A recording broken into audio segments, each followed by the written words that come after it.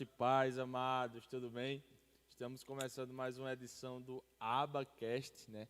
E essa semana com um tema maravilhoso, querido. Mas antes de qualquer coisa, se inscreva no canal se você ainda não é inscrito. Deixa o teu like, comenta, compartilha, para que teu amigo e outras pessoas possam ser abençoadas também, né? E hoje, mais que especial, uma honra receber aqui, né, nosso pastor Anderson Vital. E aí, meu pastor, como é que tá?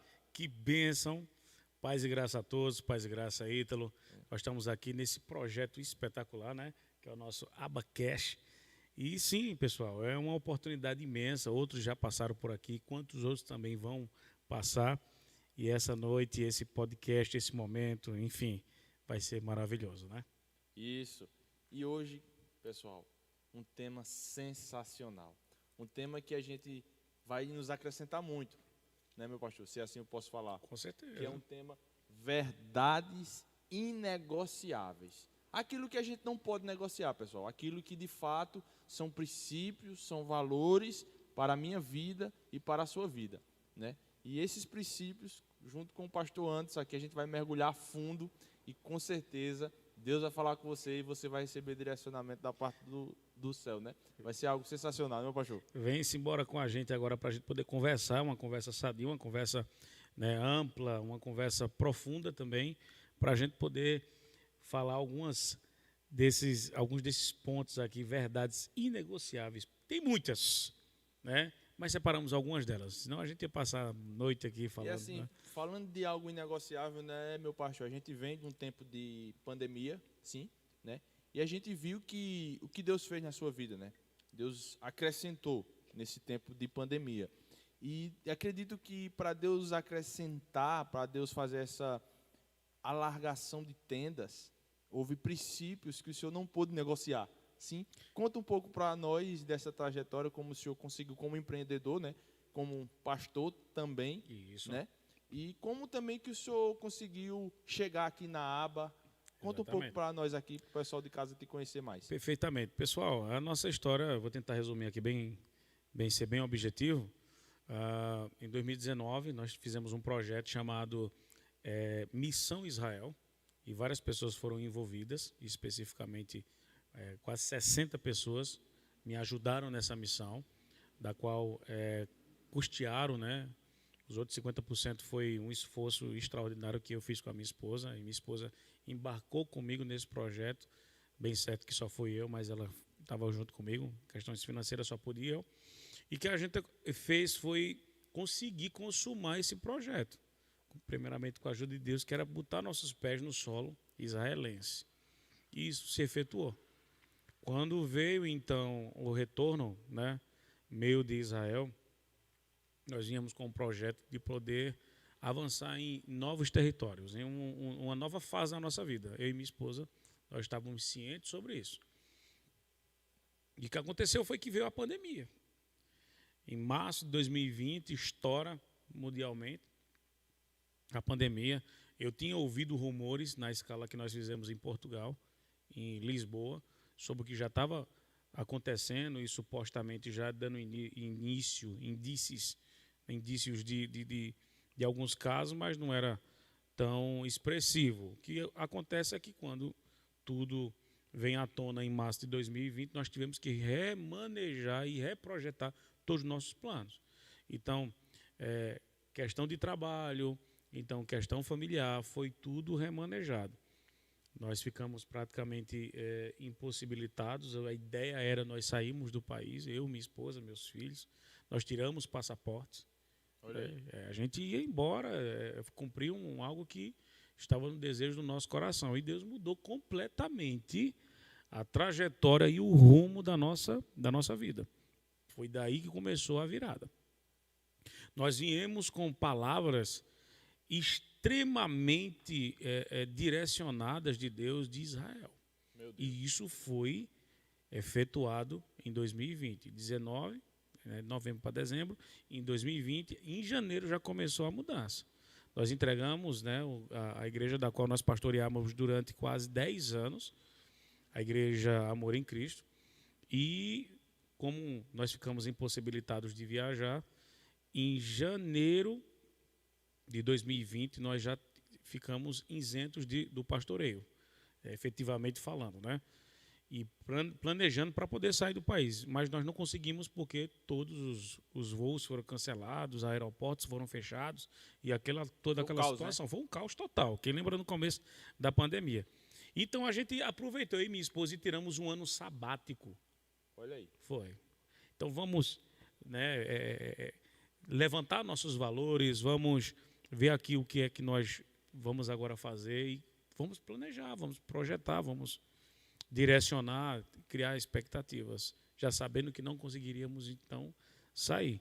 Quando é em dezembro de 2020 para início de 2021, eu me lembro, dia 2, nós já estávamos decididos de fato. Deus tinha falado conosco que tinha mais missões aqui para nós. Eu encontro o irmão Anderson, né, que hoje é uma bênção, faz parte aqui da nossa igreja, na academia. E ele contou a história dele rapidamente, a gente se viu fazia tempo, o que é que o senhor está fazendo tal? E eu digo, olha, eu estou esperando no Senhor. E ele faz uma visita na nossa igreja. Eu digo, você está onde? Ele, estou na igreja Aba, olha aí, do pastor Clécio Matias e a pastora Diana Matias. E quando ele falou, eu digo, meu Deus, pastor Clécio já foi meu pastor há 15, 17 anos atrás. Quero retorná-lo. E a gente foi no dia 6 para a igreja. Dia 12 nós decidimos ficar. Fomos apresentados na igreja. Dia 12 de janeiro de 2021. Né? Então, quem é bom de conta, a gente está há pouco mais de 1 ano e meio aqui no Ministério Aba. Exercemos algumas funções que foi nos direcionada e confiada, né? Ao nosso pastor, eu agradeço demais. E a igreja nos abraçou de uma maneira muito amorosa. E a gente conseguimos aprender, conseguimos falar o idioma da igreja, conseguimos ter essa percepção, essa sensibilidade do que de fato a igreja Aba ela ensina. E hoje nós tanto damos conselhos, né, no Ministério do Louvor, faço parte da liderança compartilhada. Hoje nós estamos parte também da escola EDL, que também é um projeto maravilhoso na igreja Aba. Lideramos grupo de crescimento, no nosso GC, já temos hoje o nosso GC na nossa casa, e estamos aqui até o prezado momento muito feliz, muito grato a Deus, e aonde saiu um novo negócio na minha vida pessoal, eu e minha esposa, de empreender, né? De empreendedor, e nós conseguimos então entrar no ramo de veículo. Fizemos uma parceria, o meu sócio, né, Valtécio Pedro Souza, juntamente com toda a sua família, nos confiou e nós entramos nessa parceria e hoje nós trabalhamos com revenda de veículos. E, de certa forma, com a orientação do nosso Senhor, baseado no que verdades inegociáveis que nós não abrimos mão, Deus nos abençoou grandemente. Amém. E tem nos abençoado poderosamente. No meio do caos, estamos tomando mel e comendo o melhor trigo dessa terra. Então, eu entendo que quando eu percebo o que é que Deus quer na minha vida, e eu dou ouvidos e eu aceito, eis-me aqui, o Senhor ele passa a ser o centro nas nossas vidas. E as coisas começam a acontecer. As verdades inegociáveis, já está dizendo, eu não tenho como negociar com Deus. Eu tenho que obedecer o que Ele quer para a minha vida. Porque não tem orientação melhor quando a gente escuta a voz de Deus e obedece. Se o meu povo que se chama pelo meu nome se humilhar, orar, né, buscar a minha face, se converter dos seus maus caminhos, tudo isso é uma orientação de Deus contundente para uma mudança. Aí então vai vir a mudança. Sim. Então eu ouvirei dos céus, perdoarei os seus pecados, sararei vossa terra, né? Vou curar, eu vou transformar, eu vou abençoar em todas as áreas.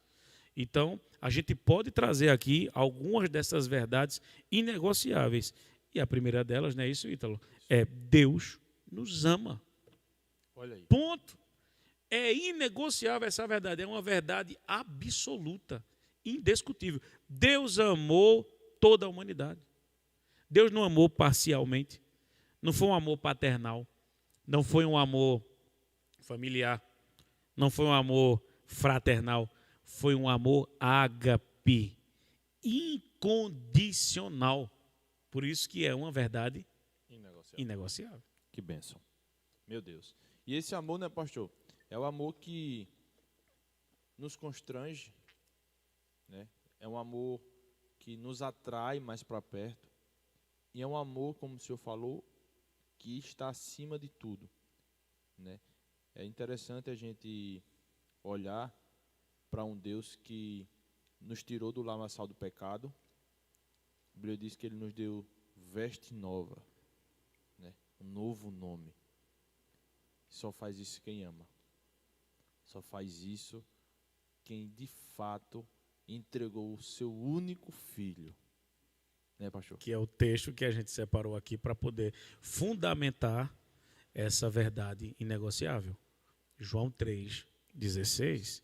Deus amou o mundo de tal maneira que deu seu único filho unigênito para morrer por aquele que nele crê. Que não viesse a perecer, mas que viesse a obter o quê? A vida eterna. Isso é uma verdade indiscutível. O diabo, ele quer o quê? Ele quer desvirtualizar essa verdade. Ele quer trazer negociação. Será que ele nos amou mesmo? Olha para aí. Será que ele lembrou da gente? Será que ele... Então isso é uma fala diabólica. Deus ama todos. Ele não amou, ele ama. Sim. Ele ama. É uma indicação presente. Ele ama. Mas eu sou pecador, mas eu sou... Ele ama.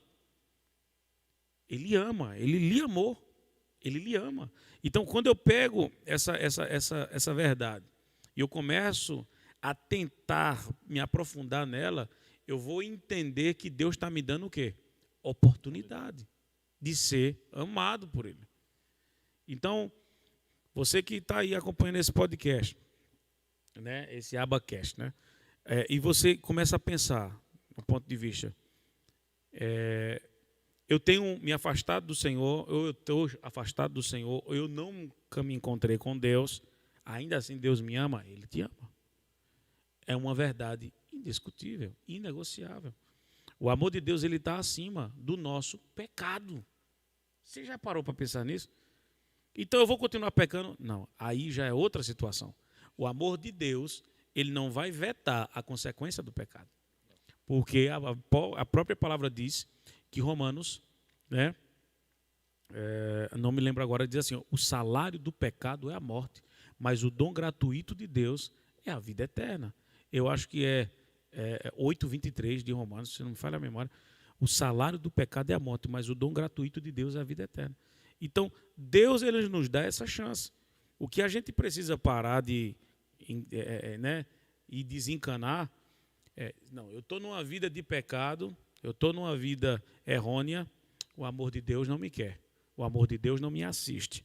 Deus, ele vai se negar a mim. Jamais.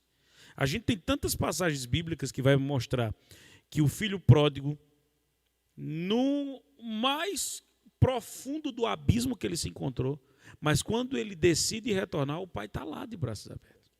É o amor. Porque não depende de nós, né, pastor? Esse amor não depende de mim, não depende de você. E você pode pensar assim, então me dê uma afirmação que mesmo nesse estado que eu estou hoje, pecaminoso, Deus me ama. Você está vendo esse vídeo. Isso quer dizer que você está vivo. Já é uma prova, confirmação. Uma confirmação. Por quê?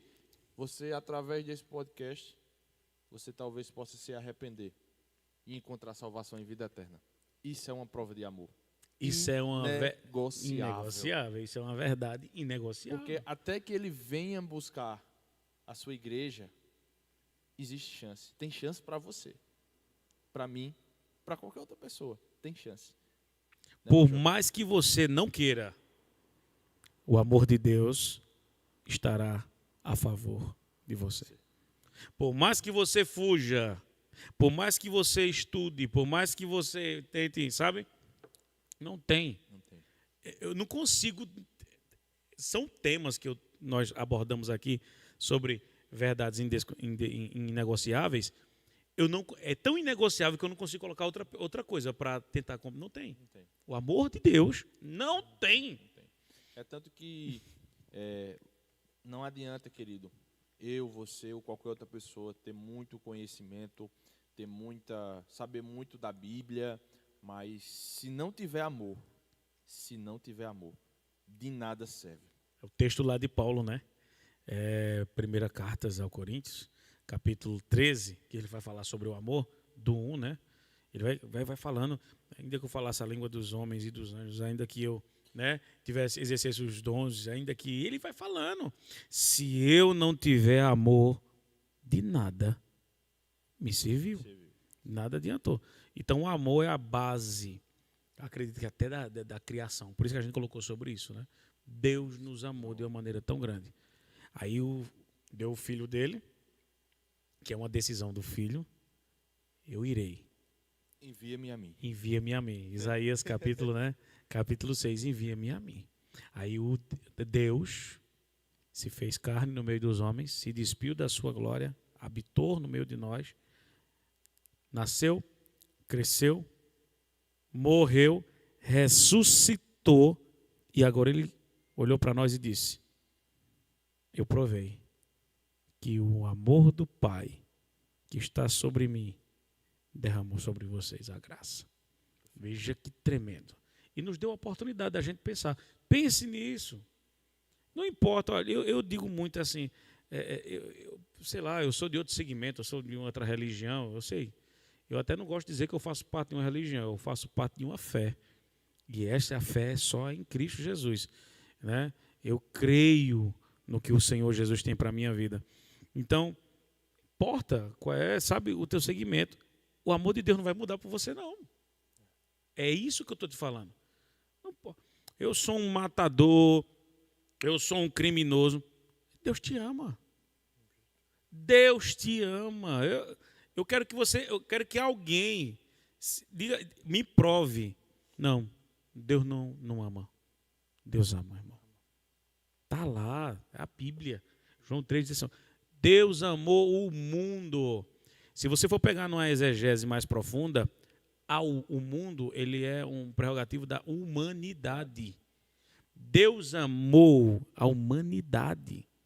É todos, indiscutivelmente, sem etnia, língua, raça, povo, cultura, nação. Todos. Aí vem só uma abreviação, né, mestre, aqui. E assim, querido, esse amor, ele é tão genuíno que ele vai até onde você aceita. De tão genuíno que ele é, né, mestre? Ele é de uma forma que se você decide também rejeitar. Porque o maior ato de amor que a gente... Na verdade, vamos colocar dois. Qual foi o primeiro? O primeiro ato de amor do próprio Deus foi não ter destruído Adão e Eva quando eles pecaram. Foi o primeiro ato de misericórdia do próprio Deus. Ele poderia muito bem ter destruído os dois ali. Ter criado de novo. Refazer. A sua soberania. Né, mestre? Tantas possibilidades que as nossas faculdades mentais tentam projetar, mas a decisão foi de Deus. Né? Eu amei e amo, porque ele disse assim: e viu Deus a sua criação e achou bom. Né? Muito bom. Então, eu penso nisso de uma maneira muito, muito contundente. Deus nos ama. Eu comecei a pensar sobre isso essa semana. Eu disse: meu pai, a gente começa a fazer, né? A gente, ridiculamente, a gente consegue tentar comparar Deus com alguma outra, né? Eu digo: meu Deus, deixa eu ver, outra pessoa, né? outro Deus que se levantou por aí, dizendo que é Deus. Mas você não vê ele entregando o filho dele. Você não vê um amor tão especial. Você não vê. Né? Eu poderia citar até algumas situações aqui, mas Deus é inefável, sabe? É um amor que você sente. E eu digo para vocês, se um dia tiver a oportunidade, vá em Israel. Quando você bota os pés naquele solo, é literalmente o que a palavra diz. E Deus santificou aquela terra. Por isso que tem tantos textos que ainda vão se cumprir, tá?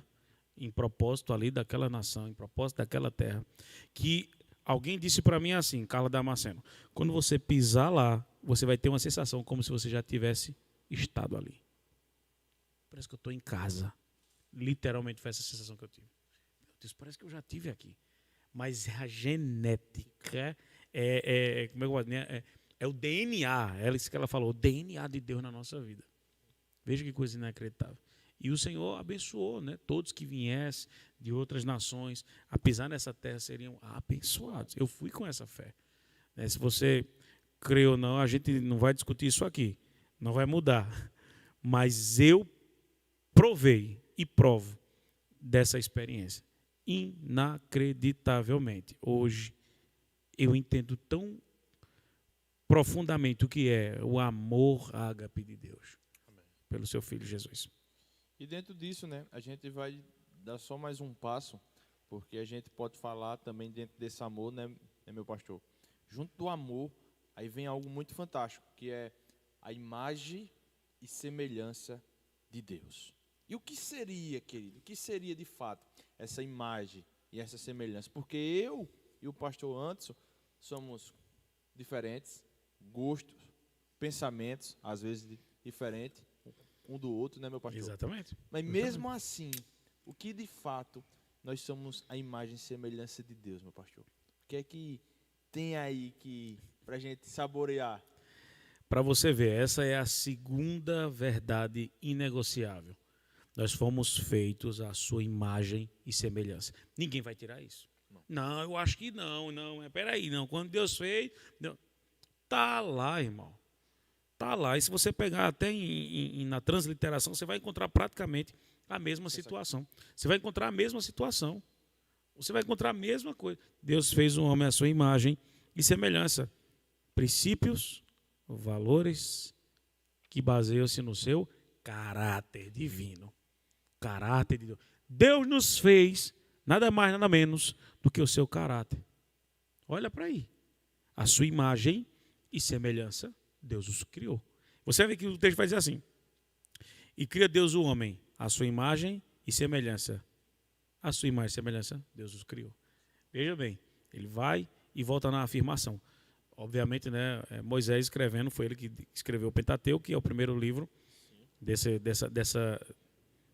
enredo aí dos 5 livros primeiros da Bíblia.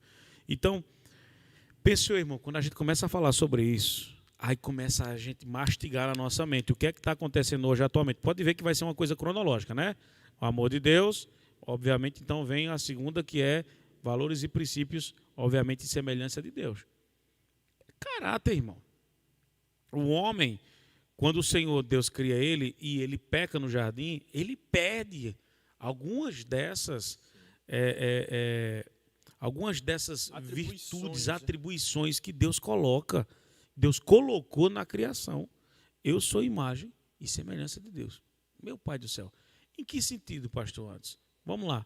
Deus criou o homem e o homem era para ser o quê? Eterno. Imortal. Semelhante a Deus. Para você ver. Deus dá autoridade ao homem. Você vai dar nome. E ele começou a dar nome. Isso aqui é esse nome, isso aqui é isso, aqui, aquilo ali. Para você ver a autoridade. A autoridade que veio com a eternidade, que veio agora com o quê? Princípios que Deus coloca e valores. O homem, ele vai criar a mulher, não é bom que o homem ande só. Ele ali já coloca alguns princípios, olha, crescei e multiplicai, tal, todo aquele processo. E Deus agora coloca o quê? Ordens, deveres, cuidar da terra, né? Cuidar do jardim, ordens, valores, esposas, agora vai ser... E até prova que Adão diz assim, ela agora vai ser osso do meu osso e carne da minha carne. Veja só. O homem entendia, Adão entendia da sua responsabilidade, ele sabia o que era o caráter de Deus. Por quê, pastor, você fala isso? Por conta que todo dia, na viração do dia, Deus ia ter o quê? Um particular, uma prestação de contas. Hoje tem uma conversa com ele.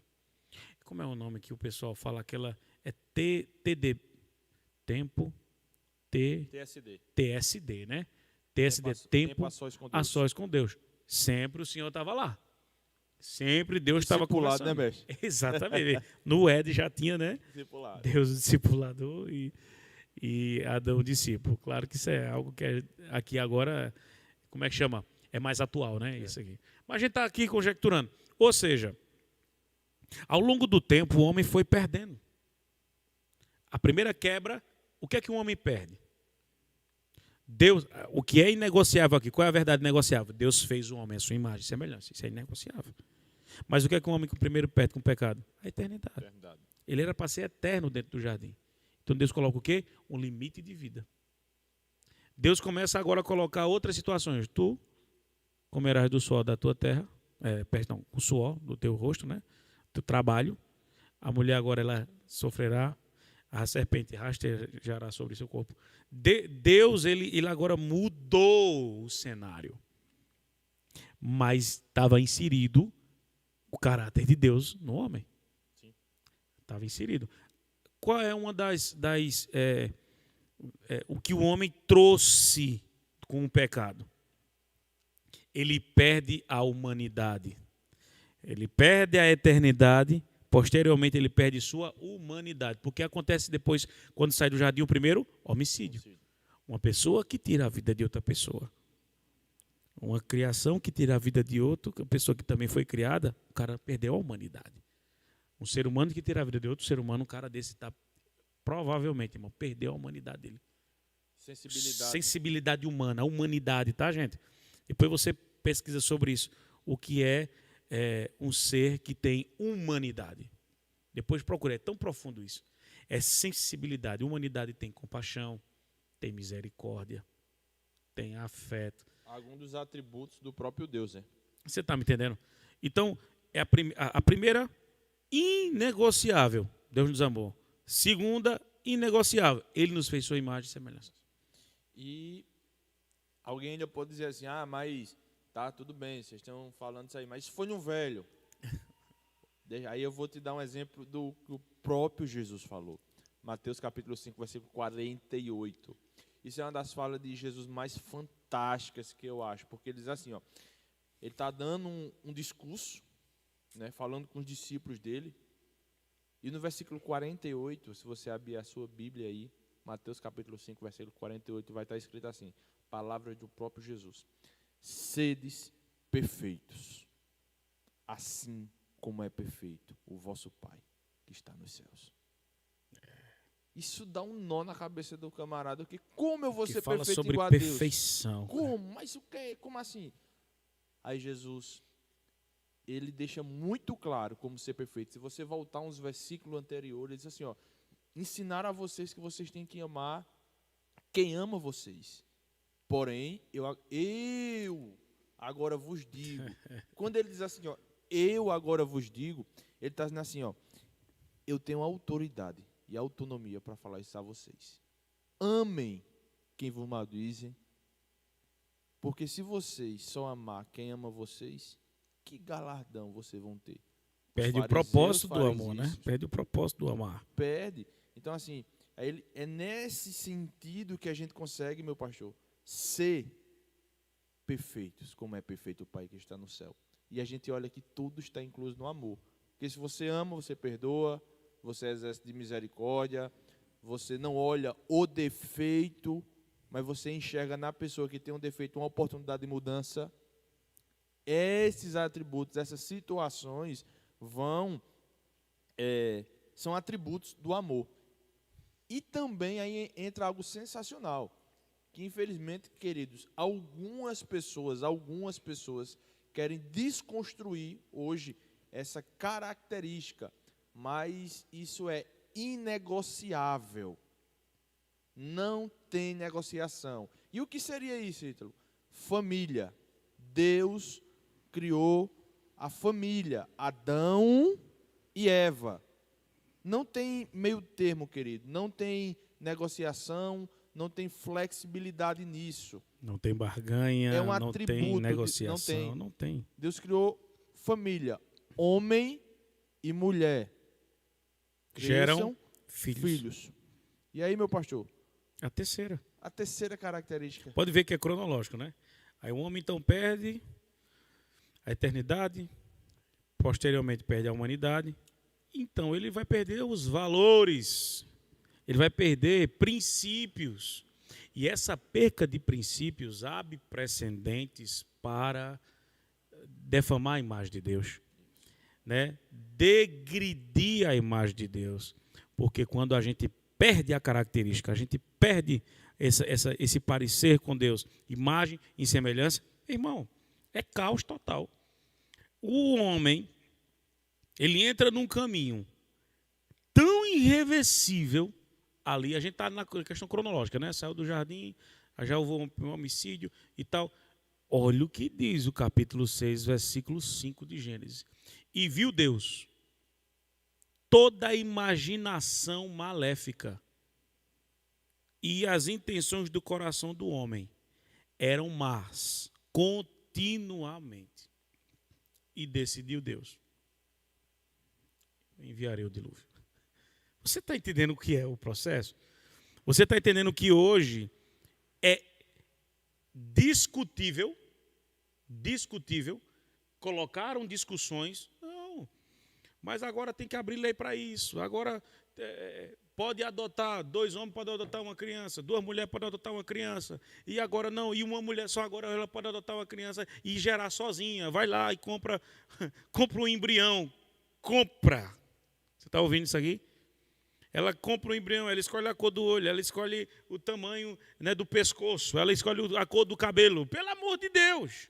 Aonde é que nós estamos hoje, gente? Veja bem, o homem perde a eternidade, perde a humanidade, ele perde os princípios e valores. É inegociável.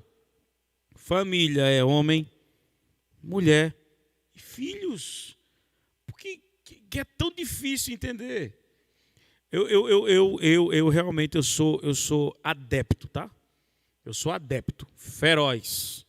Eu sou lutador da causa. Família tradicional. Obviamente no cenário cristão, né? Família tradicional. Não adianta. Ah, mas eu tenho que respeitar. Eu respeito. O que a gente não pode aceitar é você desconstruir algo que Deus construiu. É você desvirtualizar algo que Deus, meu irmão, deu ponto de partida.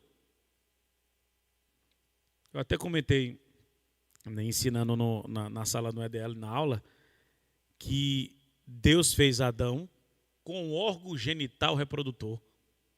O órgão genital não veio depois que ele sai do jardim, não, irmão. Já estava lá. Estava lá. Deus fez a mulher com o órgão genital, né? O gerador. Ela gera vida. Então, olha, né, o ovário, trompas, útero, estava lá, meu querido. Não vem com essa dizer que não, depois que saiu do jardim é que houve metamorfose. Que conversa é essa, rapaz? Deus, ele criou o homem, homem. Deus criou a mulher, mulher. Por que então a gente está dando ouvidos? A prova é tanta que o texto base que a gente, né, entende sobre isso está lá em Gênesis capítulo 3. Criou Deus. É criação de Deus. Deus não venha, a gente não aceita. Alguém dizer o seguinte: Deus fez com, né, deformidade. Não foi. Deus fez com imperfeição. Eu não vejo isso na Bíblia. Um ser perfeito não pode construir nada imperfeito. Você está me entendendo? Então, isso é uma verdade indiscutível, gente. Família. Qual é os objetivos? Porque nós fomos, né, permitidos nascer nessa terra. Família. Família. Então, olha, eu digo veementemente e luto pela causa. Luto pela causa. Família. Patrimônio. Família. Legado. Família. Herança. É família. Então, nessas últimas décadas, principalmente nessa última década agora, estourou, né, o ativismo contra a família, o ativismo agora contra, né, os valores, né, matrimoniais. Isso. Então, eu digo, mas vai doer, eu não gostei. Irmão, vou te falar, é inegociável. Eu não consigo ver brecha, não tem brecha. Tá? Então, olha, a gente vai até ver algumas situações que a gente presta na nossa vida. Por exemplo, está tendo um surto agora no meio dos jovens. Isso é sério que eu vou levantar aqui. Está tendo um surto no meio dos jovens, principalmente pós-pandemia. Os jovens agora estão tendo desejos pelo próprio sexo. Agora, entenda o que eu vou dizer. Ah, mas eu já ouvi isso aí há muito tempo. Não, a pessoa está atrasada. Agora, deixa eu te falar a faixa etária de idade dos 8 aos 12 anos. Uma criança com 8 anos. 8 anos de idade. 8 anos, gente. Me diga, eu acho que a gente está deixando passar alguma coisa. Eu acho que nós estamos abrindo mão de alguma coisa. Estamos negociando alguma coisa. Porque a gente não via, cada vez mais, é mais prematuro as coisas. Você está percebendo? Sim. É mais prematuro. O cara vinha ter alguma experiência, vício e tal, e cada vez vai diminuindo, cada vez vai diminuindo. Hoje, uma sanidade mental, ela é produzida, já diz os cientistas, com 10 anos. Mas há uns 15 anos atrás era com 12. Mas há uns 25 anos atrás era com 16. Com 15 anos a pessoa ainda era meio que, não. Ele não está com as suas faculdades mentais estruturadas. Então, nos Estados Unidos, se um menino com 10 anos de idade, ele pega uma arma de fogo e ele matar alguém, ou qualquer coisa, ou arma de fogo, ou arma branca, ele matar alguém, ele é punido como um criminoso. Porque entende-se a ciência, principalmente na ciência americana, que ele já tem sanidade mental, ele já sabe o que ele está fazendo. Ele tem noção do que ele está fazendo. Então, isso parte do princípio, família indiscutivelmente, homem, mulher e filhos. E tudo isso que eu estou falando é o efeito colateral, né, desses precedentes, dessas brechas, que hoje é brecha para tudo. Hoje sabe, não, vamos repensar. Não, e sempre fica naquele campo ali da superficialidade. Ninguém agora briga pela causa, ninguém luta pelos direitos, ninguém... Entenda, gente. Vamos pegar o nosso manual, né, de fé e de regra, e vamos ver o que é que está dizendo lá. O que é que está dizendo lá? É isso que nós precisamos entender. E isso é uma verdade inegociável. Maravilha. E a questão também da semeadura, né, pastor? É obrigatório. Então, o que é que acontece? O homem perde a humanidade. O homem perde a eternidade, perde a humanidade, perde os deveres e princípios e valores, né? Então, tudo que ele decidir, que você até comentou aí agora, Ítalo, anteriormente, mas se o cabo pode rejeitar o amor, né? Pode. É uma escolha sua. Não vai mudar o amor de Deus. Não vai mudar quem ele é. Né? Quem ele é, a ação de Deus, o plano de Deus, né? Mas eu não quero o direito que lhe assiste. Hoje nós vivemos da dispensação, né?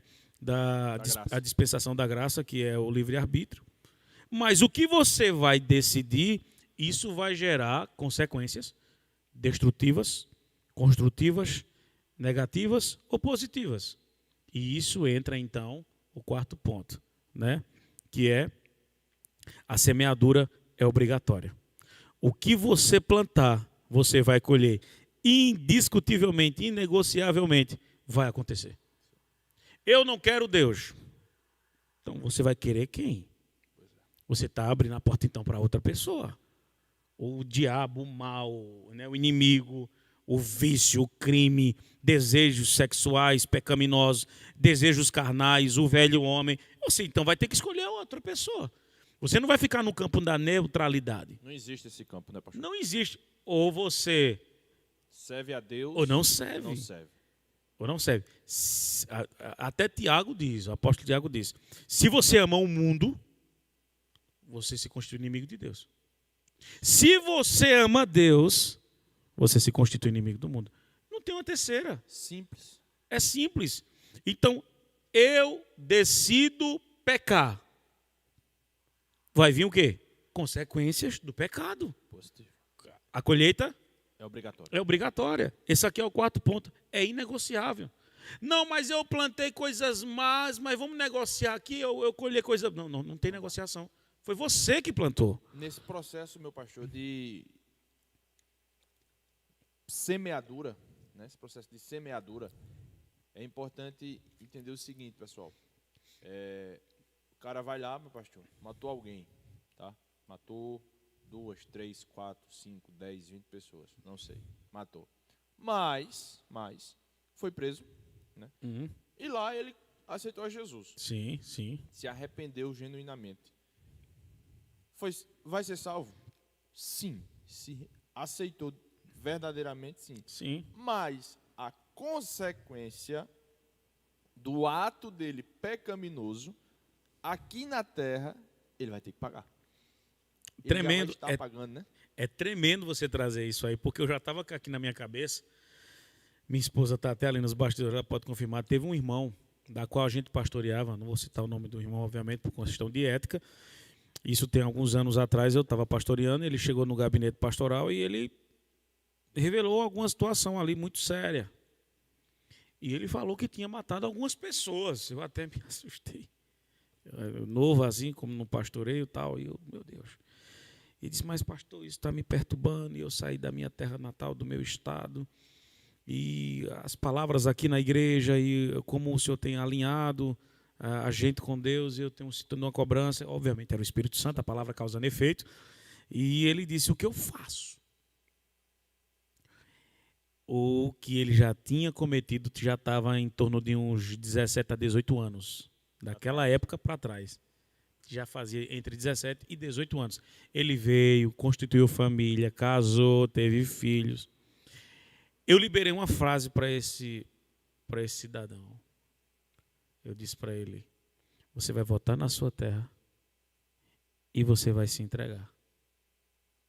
Mas, meu Deus, minha família. A semeadura, ela é opcional, né? Para semear, né? É opcional. Mas a colheita é obrigatória. Você vai ter que pagar. Você vai ter que colher aquilo ali. Consequência. E ele parou, chocou. E ele foi. Veja o que é uma palavra, né? Uma posição. Mas qual foi o louvável disso aqui? Várias situações. Uma dele ter ouvido, mas dele ter pedido ajuda. Isso. Veja só o que é interessante. Foi obrigatório. O amor de Deus continua nos amando. Mas Deus, irmão, não confunda aquele texto, tá? Que diz assim, mas o Senhor não apagou o meu passado? Para você, não. Ele apagou para ele. Para ele. Ele não vai levar em conta para a salvação. Né? Exatamente. Ele não ele vai levar em conta. Ele te perdoou. Ele te ama. E se, caso você vier a dormir no Senhor ou no grande dia do julgamento, dali por diante, tua vida zera para Deus. Mas ele não apaga não sua memória não. Senão assim não teria. Ele não apaga não. Vá. Você lembra de Jacó? Você viu ali o que acontece? Ele precisou ter que ir no irmão dele. Depois de, se eu não estou me enganado, na questão cronológica, dá mais de 30 anos. Do dia que ele roubou a primogenitura até ele sair do Val de Jaboque e se encontrar com seu irmão. E depois disso, acho que Deus passa ali, antes dele se encontrar, né, mestre? A gente vai analisando, dá quase 20, se eu não me engano agora é 20 ou é 21 anos que Deus passa sem falar com ele. Meu Deus. Sem falar com Jacó. Quase 20 anos. E o que sustentou Jacó, olha só, o que sustentou Jacó foi uma palavra que Deus tinha liberado. Que muitas pessoas falam que Jacó foi a tradução, já vou adiantando para você aqui, a tradução do nome de Jacó não tem nada a ver com enganador nem usurpador. Não tire isso da tem sua nada cabeça. a ver. Tire da sua cabeça isso. Se você aprendeu, apague. E Deus faz a situação assim, ó, tu tem que ir lá, tem que consertar com teu irmão, tu tem que alinhar isso aí, cara. Por quê? Se você analisar, o nome de Jacó no original é Yaakov, o nome dele. Isso e a mesmo. tradução do nome de Jacó é persistir, resistir e perseverar. Por conta do nascimento. Geralmente os nomes eram colocados de acordo com os nascimentos das crianças. Isso. Então, ou alguma situação que antecedeu a gravidez. Positivo. Entendeu? Então, é bem sério. A prova é tanta que Isaac tem feito muita gente, né? A gente só abrindo aspas aqui. Muita gente acha que o nome de Isaac significa filho da promessa. Mas não é filho da promessa, significa sorriso. Olha que nada a ver, né? Porque Sara sorri quando o anjo vai na casa deles e fala para Abraão: tua esposa engravidará e vai ter um filho. Ela sorri. E ele diz: por conta do teu sorriso. Então, para você ver a situação, ou seja, completando aqui o que ele está falando, né? Pode ir. Então, mediante esse nome, tinha um peso. Se o pai do pastor antes colocou esse nome dele, Anderson Vital, naquela época, naquele contexto, tinha que ter um peso, tinha algum significado. Aí Deus olha para Jacó e diz: Jacó, tu tem toda essa situação, teu nome aí, tu vai ter que ir, né? Tem que alinhar. E antes de Jacó romper muita coisa, aí tem esse encontro, que é fantástico ali. Fantástico. Aquilo ali foi um divisor de águas. Ali foi. Ali... na vida de Jacó. Mas ele precisou fazer aquela colheita ali, né, cara? Tinha que fazer, pastor. Ele plantou e era hora de colher aquilo ali. Não tinha como ele fugir disso. Não tinha. Por isso que é importante você ter uma pessoa para lhe aconselhar. Né? Aqui nós chamamos de discipuladores, né, pastor? Exatamente. É importantíssimo, porque às vezes você tem um problema do tamanho de um trem. Quando você senta com alguém, conversa, compartilha, você sai com um problema do tamanho de uma formiga. Exatamente. Né? Então, é muito importante isso. Você saber, eu já tomei muitas decisões erradas e semeei. A colheita eu tive que, fosse boa ou ruim, eu tive que colher, querido. É inegociável, irmão. Não tem. Né? Acabou. Então, isso é muito importante, querido. Você, na hora de semear, você ter o discernimento. O que é que eu vou semear aqui agora? Olha o que diz o versículo 6 aqui, do capítulo 9 de 2 Coríntios. E digo isto, que o que semeia pouco, pouco também ceifará. E o que semeia em abundância ceifará. Aqui não é só questão de dízimo e oferta, como sempre a gente fala. É no tudo, irmão. É uma totalidade, né, pastor? É uma totalidade. Eu vou semear, meu irmão, guerra. Tu quer colher paz, cara? Não vai, meu irmão. Não vai. Você, discórdia, vai semear, vai colher contenda. Eu estou te dizendo, é a Bíblia que fala sobre isso. Né? Então, indiscutivelmente, inegociável, a colheita é obrigatória. E dentro dessa colheita, mestre, dentro dessa semeadura, tem algo que tudo parte de uma decisão sua. Aí a pergunta é, que eu vejo muita gente fazer, pessoal, se o diabo pudesse falar, ele dizia: isso aí não foi eu que mandei fazer, não, você fez porque você quis. Né? Muita gente, tudo que acontece, não, foi o diabo, é o inimigo, é uma prova. Nesse gancho que você deu, Ítalo, deixa eu falar uma situação aqui. Na questão demonológica, o diabo ele é um potencializador do que já tem na gente. Você está me entendendo? Você entendeu aí? O diabo ele é um potencializador de tudo que é maléfico. Tá? Deus ele potencializa pelo Espírito Santo o que é benéfico na gente. Então, é essa situação. Eu me lembro até de uma sátira, tá? Pega aí, sátira.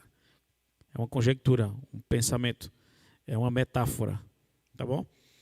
Isso eu vi num livro, que é duas famílias, aí uma tinha um jardim muito lindo, muito bonito, e a outra tinha um cavalo maravilhoso, coisa mais linda, e só uma cerca dividia as duas famílias, um cavalo lindo, belíssimo, as plantas lindas, aqueles girassol bonito, aquelas coisas lindas. O diabo foi lá e soltou o cavalo. E saiu. O cavalo saltou a cerca, pisoteou, comeu as flores. A mulher, quando viu as suas flores pisoteadas, o cavalo lá, ela foi lá e matou o cavalo. De raiva, fúria. O dono do cavalo chega, procura, levanta e vê o seu cavalo caído lá no quintal morto e vai lá e mata a mulher que matou o cavalo, que pisou nas flores. Então chega o marido da mulher, vê a mulher morta e já vê logo e o vizinho lá berrando do outro lado, ele vai lá, mata o vizinho que matou a mulher, que matou o cavalo, que pisou as flores. Então chega, meu irmão, os filhos e vê todo aquele cenário, toda aquela situação, e mata o homem que matou o vizinho, que matou a mulher, que matou o cavalo, que pisou nas flores. Alguém grita: diabo, o que tu fizeste? Por que tu fizeste isso? O diabo deu: só soltei o cavalo. Sim. Você está me entendendo, irmão? Aonde a sátira nos leva? O diabo ri da cara da gente. Porque o diabo, ele potencializa. O diabo, ele só trabalha com o que a gente fornece para ele. Positivo. Acabou-se. É por isso que o Senhor, em sua palavra, usando o apóstolo Tiago, ele diz assim, ó, resistir ao diabo, e ele fugirá de vós. O diabo é feito um ladrão, e o próprio Senhor disse isso. Viu, para matar, roubar e destruir. Presta atenção, no dia que tu esquecer a chave no carro, é uma grande probabilidade do teu carro não ficar lá quando tu voltar. Porque o diabo, como ladrão, é assim. Ele espera a oportunidade. Ele é oportunista.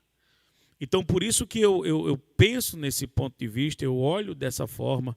A gente enxerga tantas e tantas coisas, irmãos, que nós precisamos assumir nossas responsabilidades. Isso. Nós precisamos. O vitimismo tem que sair da gente, e a gente, de fato, que a gente tem que romper mesmo. Lembra daquela mensagem que foi ministrada anteriormente, eu até ministrei aqui na igreja, né? Que o vitimismo é uma das razões que nos leva à autossabotagem. Autossabotagem. Então a gente fica nesse campo, a gente nunca se constrói ou se remolda ou se reinventa, né? Você vai ver que no texto da Santa Ceia, examine-se, pois, o homem a si mesmo. É uma alta, é constante essa análise. Para de botar na tua cabeça que tu planta e tu vai, colhe lá para mim. Não vai rolar. Não vai rolar. E o pior é nada, que nesse cenário, só quem sofre é quem está no barco da colheita. Filhos, esposa, marido. Veja só que coisa terrível. E algo aqui, só pegando o gancho no que falou, pastor, para não fugir aqui a mente, é uma dica que eu vou dar uma ênfase maior a isso, querido. Preste atenção no que eu vou lhe dizer agora. Pare de estar botando a culpa no diabo, naquilo que você plantou. Pare. Porque eu vejo, biblicamente, querido, estou falando com a Bíblia, tá? Eu estou disposto a mudar meu pensamento desde que você abra a sua Bíblia para me convencer ao contrário. Biblicamente falando, todas as vezes que houve uma ação do diabo, só houve por duas ocasiões. Primeira, Deus permitiu. Segunda, eu permiti. Por quê, querido? Nessa caminhada cristã, a gente escuta muito, meu pastor, não foi o diabo, não foi o diabo. Aí eu me pergunto o seguinte, que legalidade é essa que toda hora o diabo tem a oportunidade de tocar na tua vida? Alguma coisa legalidade você está dando. Tem, irmão. Exatamente. Alguma coisa certa não está aí. Por quê, querido? Você olha o cara que teve a vida mais assim, mais castigada pelo diabo, se assim posso falar, do próprio Jó. Só que, olha aqui algo interessante, meu pastor, para a gente fazer esse fechamento aqui. Olha que coisa interessante. A Bíblia vai dizer, se você pegar a sua Bíblia aí em casa, abrir no livro de Jó, ela vai dizer o seguinte: e o diabo, ele se apresenta a Deus, certo? Mas antes do diabo se apresentar a Deus, preste atenção nisso. Antes do diabo se apresentar a Deus, a Bíblia vai dizer que os seres celestiais se apresentaram diante do próprio Deus. Aí quando eu li isso, eu digo, peraí, eu não posso passar por isso aqui. Tem alguma coisa aqui. Aí os seres celestiais. Aí depois que os seres celestiais passam, aí vem aquela conversa entre Deus e o diabo. De onde vens? De rodear a terra, passear por ela. Tem visto o meu servo Jó? Aí você diz, sim, o que é que tem a ver? Tudo, querido. Por quê? Se os seres celestiais se apresentam diante de Deus, qual a finalidade, se não prestação de conta? O que é que eu entendo com isso? O que é que eu aprendo com isso, querido? Nesse exato momento que você está vendo um vídeo, ou naquele momento que ninguém lhe vê, que você está no banheiro, tomando banho, naquele momento que ninguém lhe vê e você está num site que não deveria estar, com seu telefone na mão, quando ninguém te vê, querido, esse momento também existe um anjo anotando que o Anderson Vital faz. o que o Ítalo está fazendo. Por quê? Existe um período que esse cara responsável chega diante do próprio Deus e apresenta o relatório. Está aqui. Junto com ele, vai quem? O acusador. Depois que passa o relatório, aí chega o acusador. Na vida de Jó foi exatamente isso.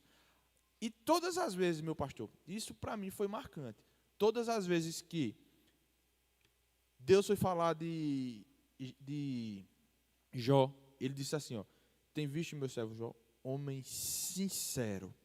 Essa palavra se repete todas as vezes. Homem sincero. Vem de sinceridade interna e externa. Sincero. E eu analisei isso e digo, meu Deus. É aí onde mora o perigo, porque o que acontece em público, querido, o que acontece em público na minha vida e na sua vida é fruto do oculto, quando ninguém vê. O que acontece em público na minha vida e na tua vida é fruto do que acontece interno e ninguém vê. Gancho para o último tópico aqui que a gente separou, não foi? Quem decide pecar sou eu. Você vê, né? Quem decide pecar sou eu, ninguém vai decidir por mim. Não tem como cada um dar a conta de si próprio diante de Deus. Isso aí é uma verdade inegociável. Que a gente está comentando aqui, que a gente está falando aqui, é um assunto que faz a gente pensar. Aonde eu estou no cenário da minha vida, qual é o propósito que eu preciso agora entender para continuar a minha luta, para continuar. Eu começo a pensar em todo esse processo, né? Hoje nós temos campos de batalhas completamente concentrados hoje em todas as plataformas, em todas as zonas, em todos os cenários possíveis. Nós estamos sempre em uma constante luta, em um constante conflito. Isso. Então, você vai ver que tudo isso aqui foi cronológico em Romanos capítulo 1, do 20 ao 32. Você vai ver que a decisão é deles. E o Senhor os entregou em suas paixões, né? E suas infames. E então o homem decide. Ele decide transformar a verdade de Deus em mentira. É uma decisão. E eles agora vão ter, né, relações, homem com homem, mulher com mulher. Está no texto, viu? Romanos capítulo 1, do verso 20 ao 32. E eles transformam verdade em mentira, passam a adorar a criatura do que o Criador e tantas coisas que está naquele texto. O quinto ponto aqui é: quem decide pecar sou eu. Então eu vou ter que dar conta. Pode ver que foi tudo cronológico aqui. Deus nos amou, falamos sobre o plano de Deus, sobre o seu amor, indiscutivelmente, inegociável.